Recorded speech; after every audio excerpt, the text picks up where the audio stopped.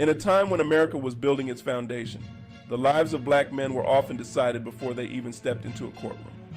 Imagine being accused of murder, with no chance to defend yourself, simply because of the color of your skin.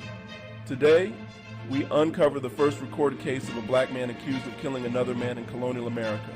A story not just about one trial, but about a justice system built on inequality.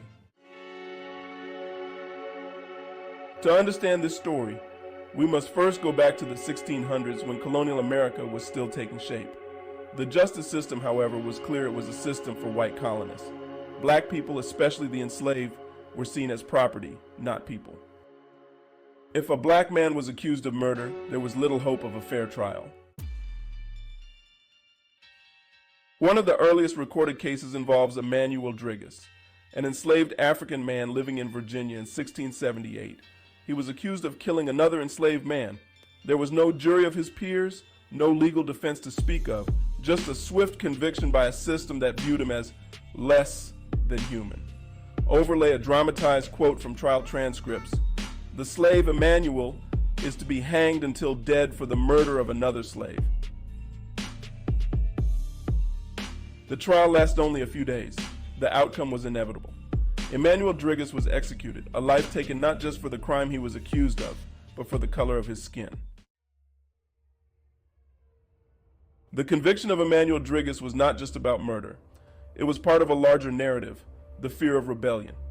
Throughout colonial history, black men were often accused of crimes they didn't commit, simply because of the growing fear among white colonists. Fear that the enslaved would rise up and challenge their oppressors. In 1800, Gabriel, an enslaved blacksmith, planned a rebellion that aimed to overthrow the system of slavery. Though the rebellion was discovered before it could be carried out, many accused men were convicted and executed. The mere suggestion that black men were organizing resistance was seen as justification for their deaths. Then there was Nat Turner's rebellion in 1831. Turner, a deeply religious man, led one of the deadliest slave uprisings in American history. White families were killed, and in response, the authorities executed Turner and many others who had little to do with the revolt. Nat Turner's uprising marked a turning point. The justice system would now ensure that any black man accused of violence would be met with swift and severe punishment, whether or not he was guilty. The legacy of racial bias in American justice had begun with Emanuel Driggus.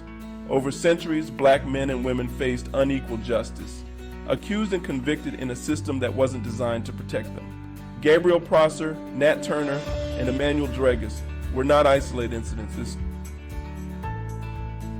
Their stories are part of a larger history of racial injustice that persists to this day.